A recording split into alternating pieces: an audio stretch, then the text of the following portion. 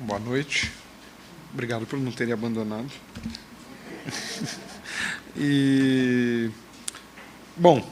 A ideia hoje é falar então dos 6 episódios subsequentes aos que a gente conversou na semana passada. Não sei se alguém já começou a ler ou começou a entrar na coisa, mas agora o livro vai ficar bem diferente, né? Ele vai tomar rumos muito inesperados e caóticos a partir de agora, e agora ele começa a justificar um pouco a fama que ele tem de esquisito e difícil e coisa e tal, mas, de novo, muito paulatinamente, ele vai de um jeito muito sutil, não que ele vai sutilmente se tornando mais difícil, não é nada disso, é só aquelas operações que a gente falou na primeira aula e que foram aparecendo de forma sutil agora, elas vão radicalizar um pouco, né? Coisas que o livro anunciou vão acontecer mais escancaradamente, e mais que isso, né? Assuntos do dia vão se concretizar, coisas importantes do livro vão acontecer nesse período, a mais importante de todas, um pouco o centro do redemoinho, né? E também a gente vai falar de redemoinho agora, que é o adultério que vai acontecer às 4 da tarde, de uma maneira muito dramática e anticlimática para o leitor, né? E ele é um suspiro, né? O adultério. Você, enfim, quem chegar vai perceber. Eu fiquei lendo, agora não devia, porque pelo muito trabalho, mas eu comecei a ler de novo e deu vontade de reler. E eu fiquei, só que eu esqueci de falar, como eu fiquei martelando muito que o Steven é chato, que o Steven é meio um almofadinho, um arrogante, e talvez isso tenha diminuído assim um pouco a beleza, assim, de reafirmar um pouco a beleza de certas coisas que ele diz ao longo do livro, né, certas frases. Eu fiquei falando disso um pouco para relativizar, para desinflar um pouco o discurso excessivamente intelectual e um pouco pedante do Steven, mas ao mesmo tempo ele é o jovem Joyce, né, e o jovem Joyce era um grande escritor. Então, no meio dessa maluquice toda, tem umas pérolas, né, tem umas frases que a gente não falou, que quando ele está com o Sr. Dizzy, aquela hora que eles estão lá tendo aquela discussão meio política, meio religiosa, e o Dizzy pergunta, dá meio uma definição do que é Deus para ele, e o Steven fala, Deus para mim é um grito na rua, né? Essas frases meio um pouco imortalizaram o livro, né? Deus é um grito na rua, ou tem uma hora que eles estão tendo uma discussão sobre política tal, e o Steven fala, eu tenho medo dessas palavras grandes que nos machucam tanto, né? São essas frases assim que elas ainda estão uma coisa meio realista, mas elas ajudaram a colocar o livro onde ele ficou, né? São frases icônicas. O livro, eu só fiquei lembrando disso porque eu estava lendo e achando tão bonito, e fiquei falando, eu fiquei falando que ele é chato, que ele é pedante, que aquilo é um discurso arrogante, mas é um discurso também bonito, né? Um discurso muito encadeado e muito de caso pensado, né? Muito aquelas que a gente falou, né, que o livro é muito intencional, né? Isso vai entrar agora também com uma frase maravilhosa do Stephen no meio da discussão na Biblioteca Nacional. Bom, então, como eu disse, agora o texto vai começar a tomar outros rumos, né? Os 3 primeiros episódios, claro que eles têm uma invencionice técnica e umas pompas formais muito evidentes, né? O uso do monólogo interior não é só, coloco ali umas frases que tem a ver com o que ele está olhando na visão periférica, o que ele está pensando e o que ele está dizendo. Isso vai formar uma espécie de linguagem pré-verbal e isso vai encadear o suspense do livro. Ele faz isso de muitas maneiras, ele usa essa noção de fluxo de consciência de maneiras mais e mais e mais criativas. Então, não são 6 capítulos estanques, né? Eles estão mudando entre si, o narrador muda, o narrador vai para baixo, vai para cima, mas agora o livro vai... enfim, eu fiquei pensando em como dizer isso, mas ele não é exatamente tomar consciência de si, né, enquanto texto. Você falar que o livro toma consciência de si, é você meio que dizer que o livro vai partir para uma metalinguagem, né? O livro vai se descolar do livro e vai falar, olha, aqui tem um escritor que está escrevendo esse livro, e criar um distanciamento aí entre você e o livro, que é o que acontece um pouco comigo muito, não sei com vocês, mas de metaficção, né? Quando é aquele jogo de espelhos, que é o escritor que está escrevendo o livro que você está lendo, que é um escritor que está... É uma coisa meio Paul Auster, assim, eu acho bem feito, funciona. Tem livros que isso é feito de maneira muito bonita e tal, mas, em geral, é uma coisa um pouco cansativa. Então, não quer dizer que o texto tome consciência de que ele é um texto literário, e isso vai quebrar, uma espécie de quebra da quarta parede. Mas ele vai tomar consciência de que o narrador vai começar a comentar o texto. Ele vai começar a comentar o texto sem comentar o texto. Quer dizer, ele não vai falar, olha, um narrador espertinho dando voltas em você. Ele vai começar a se afirmar mais, a mudar mais com o decorrer da trama, né? E puxado pela trama, puxado pelos acontecimentos e puxado pelo paralelo com a Odisseia. Então, esse episódio todo, que é o Aelo, né, que é o deus do vento, vai apropriadamente se passar dentro de uma redação de jornal, né, onde muito vai ser dito, onde as pessoas vão discursar e vão defender, e vão debater, e vão fazer um exercício enorme de retórica, né, gigantesco, e onde absolutamente nada vai acontecer.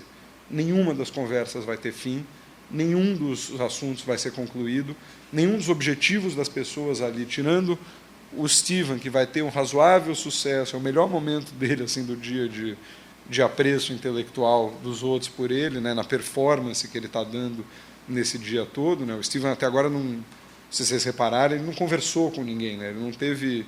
Ele está muito consciente de si, e está meio se defendendo do mundo. Então, ele não teve nenhuma conversa, mas aqui ele vai ter umas pequenas conquistas, no resto, nada, rigorosamente nada vai dar certo para ninguém. De um sujeito que pede um empréstimo para o outro e não vai conseguir, a pequena e ridícula odisseia do Sr. Bloom para conseguir garantir um anúncio do cliente dele, o Sr. Keys, num dos jornais que funciona naquele prédio. Né? Às vezes dá um pouco de confusão, porque eles ficam falando de Freeman e Telegraph, mas é porque os dois jornais são no mesmo prédio e são do mesmo dono. Então, quando eles ficam, ele foi do Freeman para o Telegraph, é meio atravessar um corredor. Às vezes dá uma coisa de não conseguir localizar geograficamente. E, bom, como que o livro vai fazer isso? Né? Como que ele vai ridicularizar, de certa forma, esse discurso inflado, esse discurso de vento, né? Um pastel de vento, né? E bate-vento é um capítulo muito disso. Né? Ele vai seguir mais ou menos o mesmo molde que ele veio seguindo até agora, o tipo de narrador, né? Um pouco sem você saber quando que está entrando um pensamento, ou uma fala, ou uma frase que não é de ninguém, enfim. Ele vai continuar com isso, mas ele vai introduzir manchetes de jornal. Então, cada passagem do livro, do episódio, né, cada cena do episódio, e é um episódio bem cinematográfico, assim, você vê a câmera entrando na sala, os movimentos patéticos do que é o Sr. Bloom parado, e alguém vai abrir a porta e a porta vai bater nas costas dele, ele vai dar uma andada para o lado, enfim, esse tipo de coisinha patética é narrado de forma bem cinematográfica, quase, e seguindo um pouco o mesmo que vinha acontecendo nos últimos 6 episódios. A diferença são essas manchetes. Né? E o que essas manchetes vão fazer ali? Elas vão comentar indiretamente cada trecho do texto. Né? Então, quando eles estiverem discutindo política, ela vai ter um anúncio meio de manchete sensacionalista de política. Quando eles estiverem falando da sociedade, um fazendo fofoca com o outro, ela vai ter uma manchete, uma mini introdução, narrando aquilo como se fosse um jornal de fofoca, um jornal de meio erótico. Enfim, ele vai satirizar e com pastiche, né, a linguagem jornalística, e não só a linguagem jornalística, como a retórica. Né? É um capítulo muito dedicado a esvaziar, né, a retórica. Então, ele tem, se eu não me engano, aí, quem está gravando, pelo amor de Deus, algumas dessas coisas eu não chequei, então não façam nada com isso. Se fosse, eu não escrevi uma coisa, eu achei que era chato ficar lendo, então, mas eu acho que são coisas de 60 figuras de linguagem. Quem é bom de português, esse é um capítulo legal para você ler e pegar metonímia, pleonasmo, porque ele usa conscientemente mais de 60 figuras de linguagem, usa as figuras zeugma, são as figuras que eu não sou bom assim desse tipo de identificação. Eu tenho a listinha, eu vou vendo, eu meio roubo. Eu acho que é tudo meio metáfora, sabe? Que você vai chegando no limite, tá, mas é uma metáfora. Então, mas ele usa muito especificamente todos os recursos da linguagem, todos os recursos do discurso político, do discurso acalorado, do discurso religioso. As pessoas vão discursar nesse capítulo e, como eu disse, não vão falar absolutamente nada. Ele também funciona como uma espécie de comentário, não é um comentário, mas é um pouco exacerbando o que a gente viu no último, que é o Bloom como um sujeito de fora, né?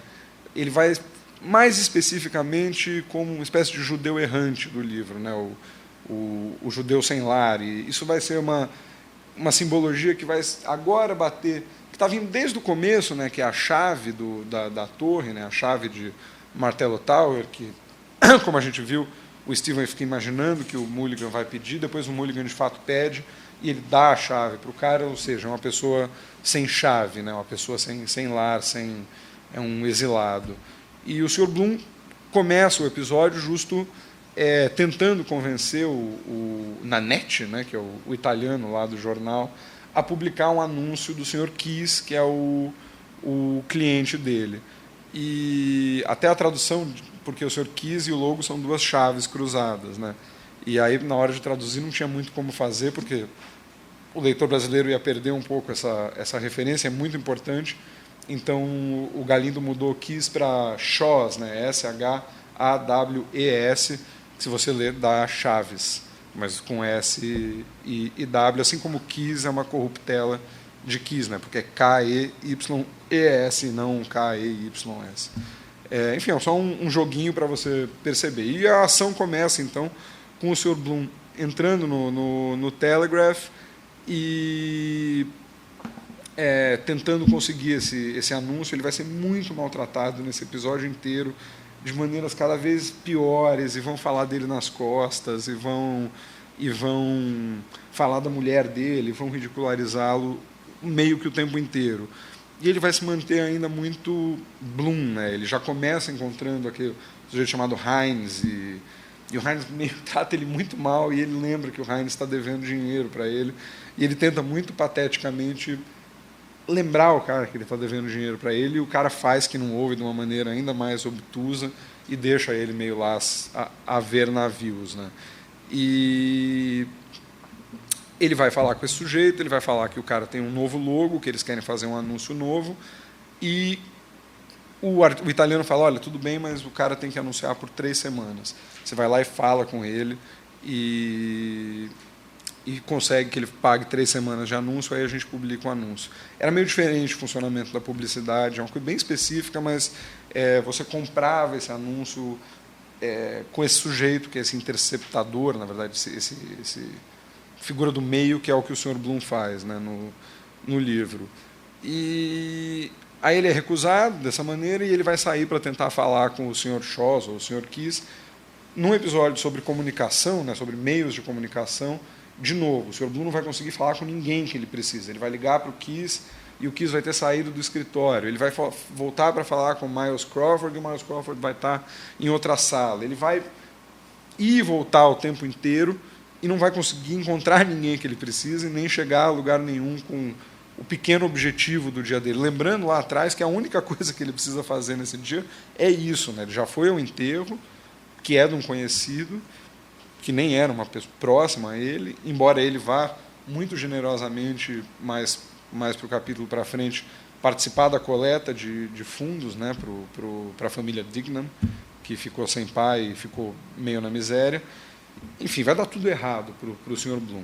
E aí, nesses entre-sais dele, o narrador vai usar um expediente que também é uma radicalização do que está acontecendo, que é uma espécie da câmera ficar mais fixa. Então, vamos dizer assim, você está vindo com o Bloom, aí você vai entrar numa sala, o Bloom vai falar uma coisa.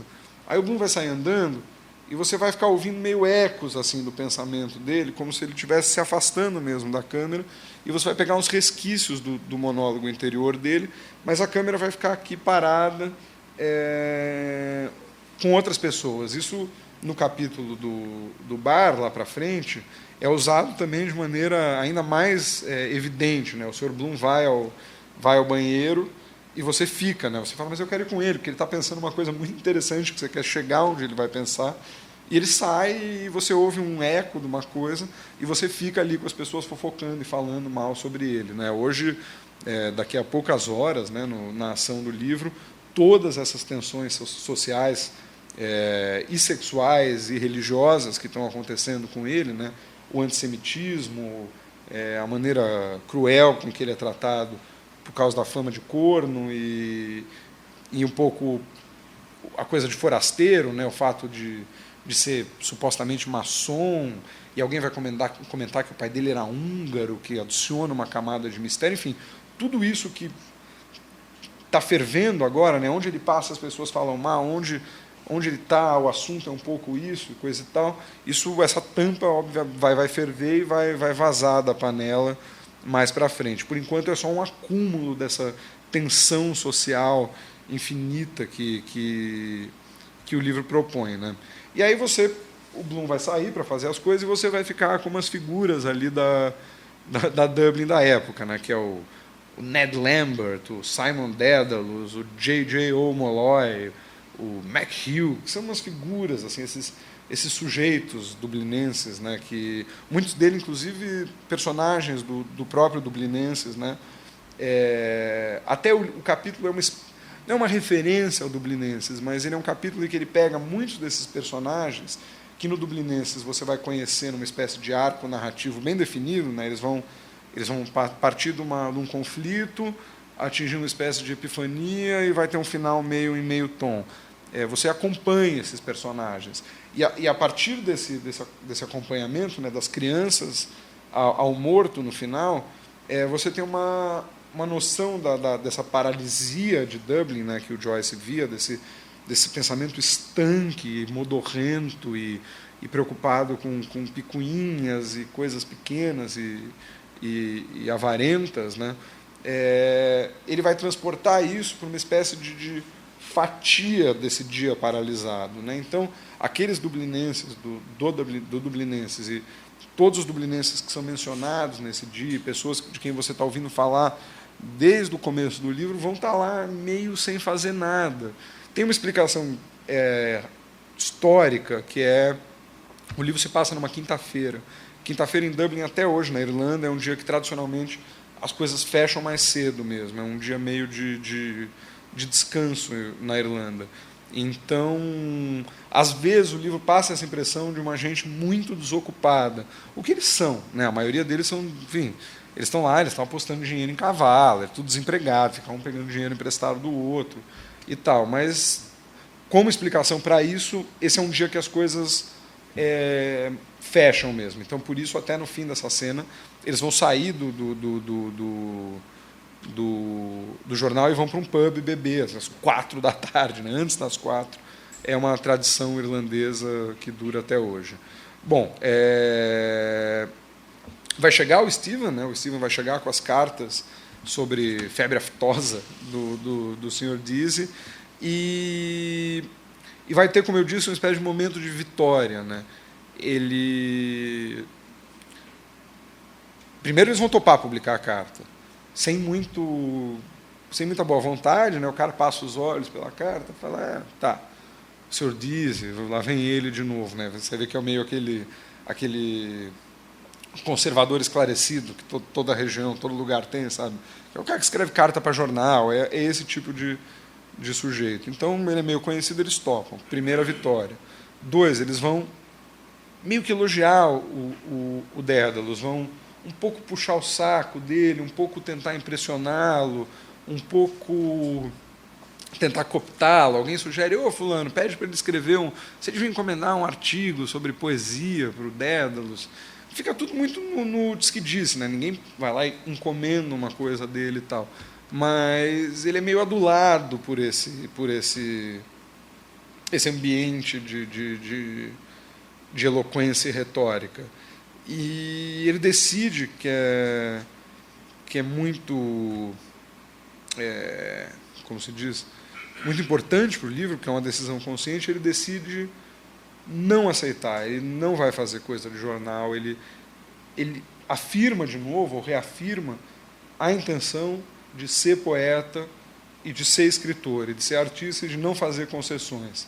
Então, a gente vai ver logo agora que ele vai encontrar a irmã dele em petição de miséria absoluta, ele com dinheiro no bolso, a menina um trapo, passando fome, e ele vai escolher abandonar a irmã. Ele basicamente vai, olha, eu vejo uma coisa de mim nela, ele admira algo da inteligência, ou da curiosidade dele na menina, na Dilly, né? Mas ele se recusa a ser tragado pela miséria e pelo horror que é a família Dédalus, e abandona a irmã.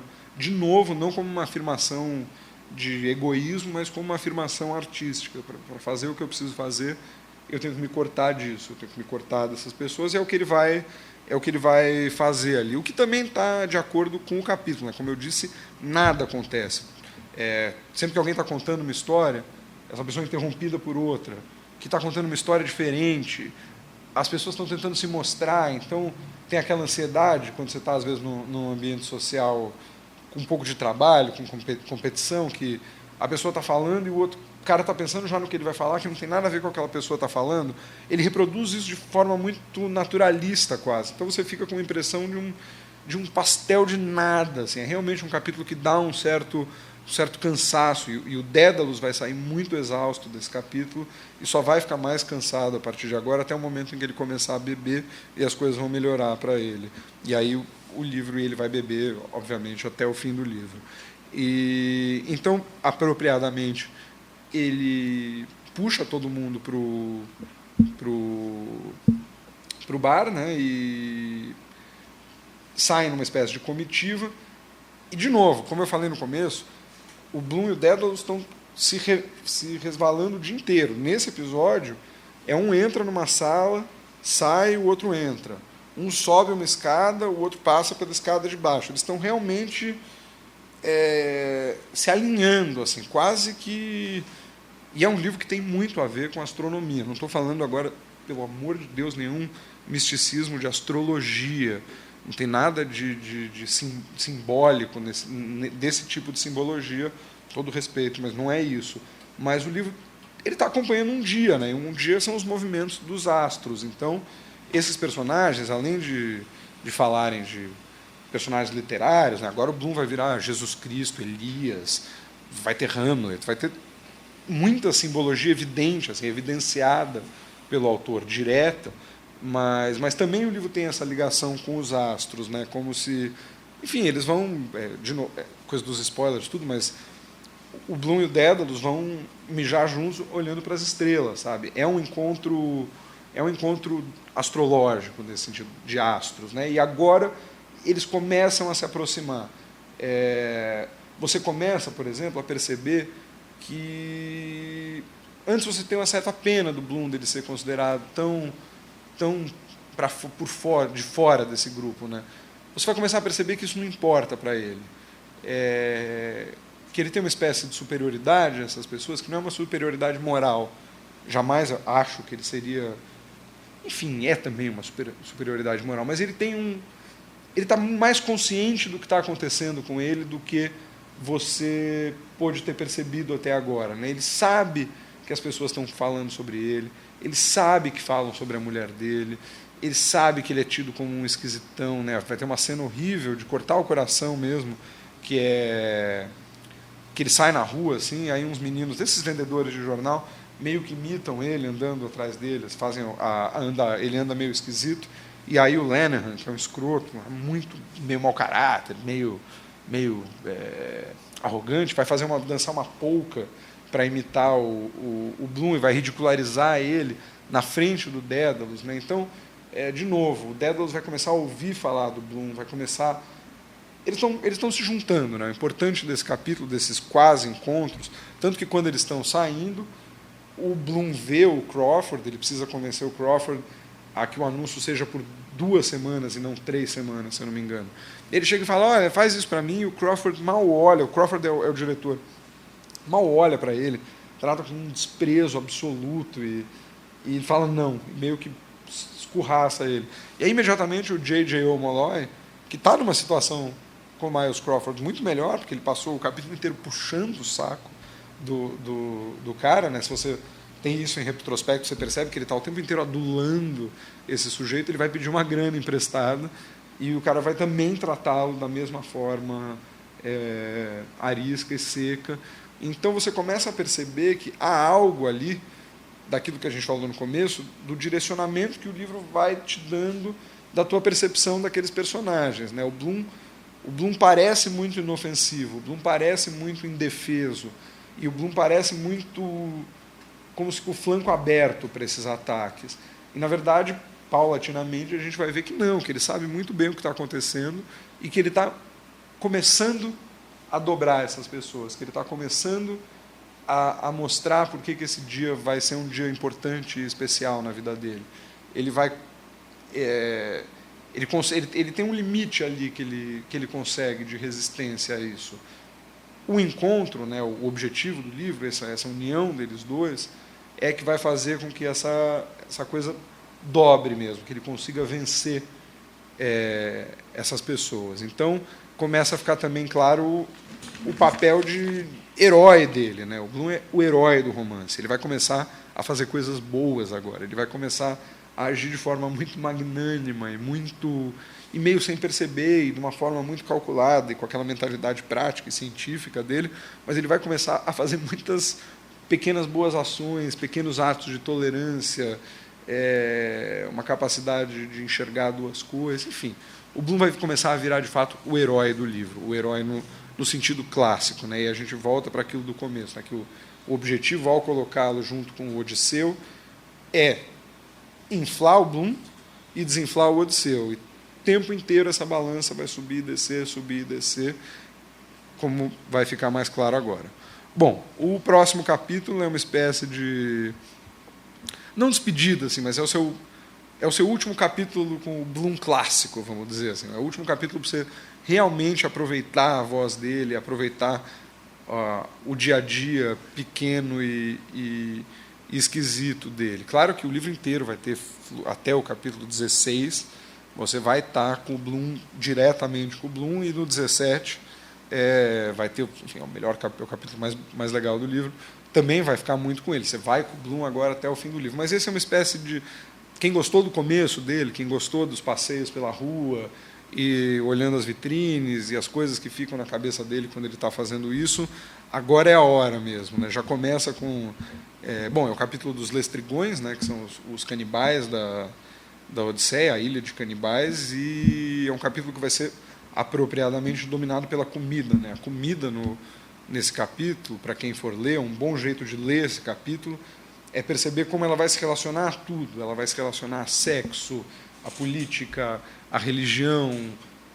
Todos os temas do livro vão aparecer, e vão aparecer sempre em forma de comida, né? Então, o Bloom vai lembrar que a Molly deu uma tortinha de sementes, uma seed cake, que é um bolinho para ele antes deles transarem no House, que é uma cena importante porque é o fim do livro, né? É a cena que ela vai lembrar de forma muito diferente no fim do livro. Então, ele é totalmente dominado por comida, e começa, claro, com ele vendo um anúncio de uma coisa de um pastor, agora não lembro direito, mas está escrito Blood of the Lamb, né?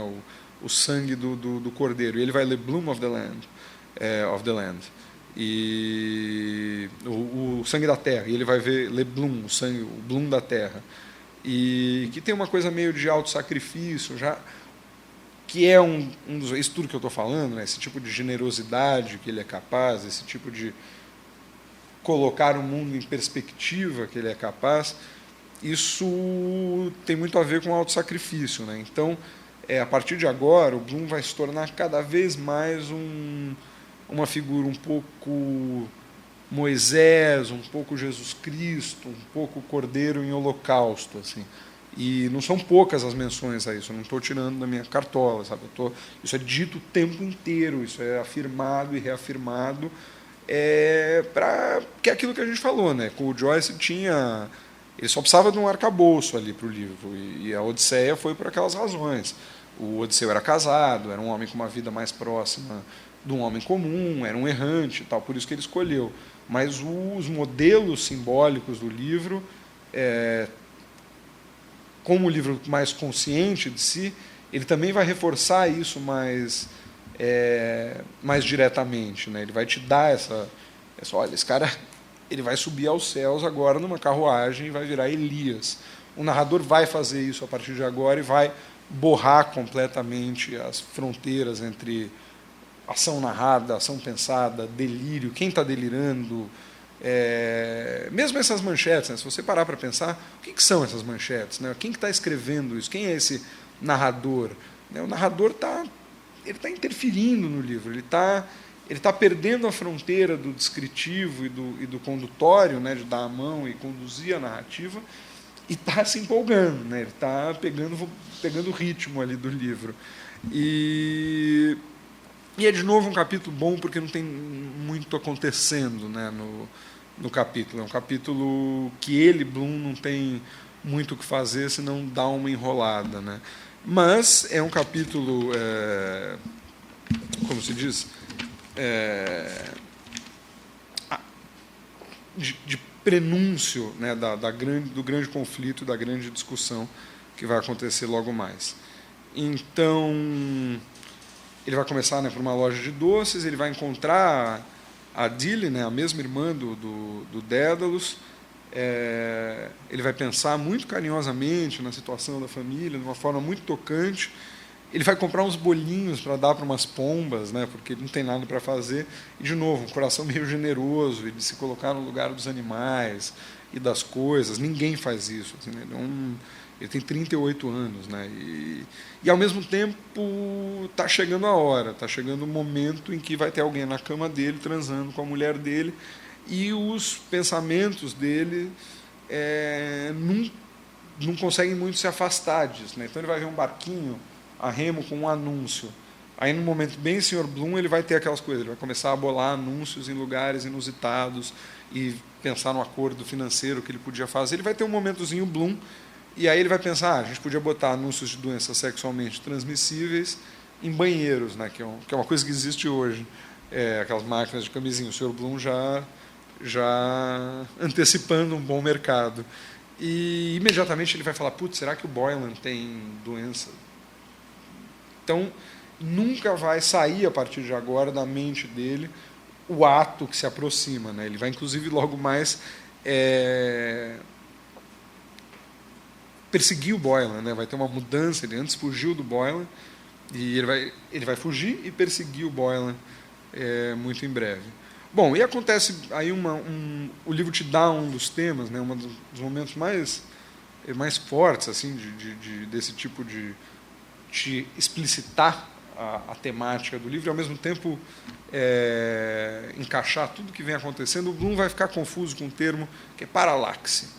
Vai ocorrer a ele o termo, acho que ele vê uma loja, uma ótica, né, uma loja de óculos, ele lembra do termo paralaxe, e ele fala, putz, eu não entendo esse termo, e ele lembra até da Molly de manhã, que perguntou para ele o que era metempsicose, e vai pensar, paralaxe é um termo complicado para mim, como metempsicose é para ela. Paralaxe é uma coisa, na verdade, muito simples. Né? Ela é a nossa percepção de um objeto em posições diferentes. Né? Então, sei lá, a Lua, para quem está num lugar vai ver de um jeito, e quem está em outro vai ver de um jeito. A paralaxe é o mesmo objeto sendo visto por dois pontos diferentes. O que basicamente é o Ulisses, né? É a operação do livro. É o que o livro vai fazer o tempo inteiro. Né? Ele vai te dar uma informação, aí aquela informação vai ser comentada sob outra perspectiva, por outra pessoa. Tem um exemplo, até que é um pouquinho para frente, mas a gente pode adiantar, que é o McCoy, né? o cara que ele odeia, o McCoy, lá vem o McCoy, o Valise, não sei o quê. Eles vão estar fofocando sobre o Bloom, e o McCoy vai defender o Bloom, vai falar algo de artista nesse Sr. Bloom. Vai fazer uma defesa importante do Sr. Bloom, num momento muito dramático, E, quer dizer, é uma paralaxe, né? Você está vendo o McCoy pelo Bloom, depois você está vendo o Bloom pelo McCoy, depois você vai ver o McCoy pelo cidadão. Então o livro vai te dando perspectivas diferentes desse mesmo dia, e a partir dessas perspectivas vai enriquecendo e mostrando o quanto uma experiência humana, né, um encontro humano, tem de riqueza de percepção, né? O quanto basta você mexer um pouco o espelho e você entende aquela situação social de formas muito diferentes, né? Então, se você ficou com raiva do McCoy na hora que o Bloom estava com raiva do McCoy, você também ficou do lado do McCoy, você vibra com o McCoy, porque você está lá sofrendo pelo Bloom, não é possível esse horror que eles submetem a esse sujeito, e vem lá uma voz solitária e diz, não, esse cara é um cara muito especial. E, ao mesmo tempo, você vai ficar com uma certa raiva do Bloom por odiar o McCoy. Então, é muito engenhoso a maneira com que ele vai jogar esses personagens, né, esses espelhos de um lado para o outro. E ele vai fazer, né, até para entender a paralaxe, ele vai fazer uma coisa que todo mundo já fez e que mostra essa mente curiosa e científica e às vezes infantil dele, que é cobrir o sol com o mindinho, né, aquela cena linda do livro que ele vê o sol e cobre assim com o mindinho. Então, quer dizer, o tipo de como o ângulo que você está olhando e a direção que você está olhando influencia o que está se vendo. É também, num outro grau, a operação que o narrador do livro está fazendo, né? Esse escorrimento do narrador para o tema, para a trama, para o andamento e para a hora do dia e para o estado físico das coisas, ele é um pouco uma paralaxe, né? Ele é uma maneira de ver a mesma situação de formas diferentes. Eu fico batendo isso porque paralaxe é um termo que agora, a partir de agora, vai aparecer no livro o tempo inteiro e é muito caro ao livro, né? Até por isso também ele tem 3 personagens, né, principais. Se não fosse, ele tem o tempo inteiro você está vendo as coisas pelo Bloom e pelo Steve, né, por esses, e mais para o fim você vai ver tudo o que aconteceu pela Molly, né? Então coisa, sei lá, o Bloom vai lembrar de uma situação e vai achar que a Molly achou, aquele dia a Molly achou que eu estava muito engraçado, ela me ouviu fazendo uma explicação e riu comigo e não sei o quê. E quando ela está na cama, ela vai lembrar do mesmo dia, com o mesmo carinho, com uma forma de carinho que lembra do Bloom, mas ela vai falar, putz, e ele ficou achando que eu estava rindo porque eu estava achando engraçado o que ele estava falando, e ela estava rindo porque ela estava menstruada, e acontece uma coisa. Então, quer dizer, o tempo todo também você vai ver situações do passado por olhos diferentes, né? Ele vai andar um pouco mais, ele vai ver o famoso anúncio da Helles, né, que são os caras com a placa sanduíche. Ele trabalhou na Helles, ele vai ficar tentando lembrar onde que ele morava com a Molly, na época que ele trabalhava nesse negócio. É um dos bons jeitos também, esse capítulo tem muito disso, assim, para quem está tentando montar uma biografia do Bloom, esse capítulo dá alguns indícios de onde eles moraram, enfim, dá pistas do relacionamento dele, né? Para você ter mesmo uma história da vida do Bloom, o livro não te dá, ele deixa várias lacunas e vários buracos e períodos que você não sabe o que aconteceu com a vida dele, né? Você sabe que num período ele morou num hotel chamado City of Arms, você sabe coisas, mas enfim, tem, óbvio, uma parte da crítica que se dedica a partir do livro, criar uma biografia o mais completa possível dele.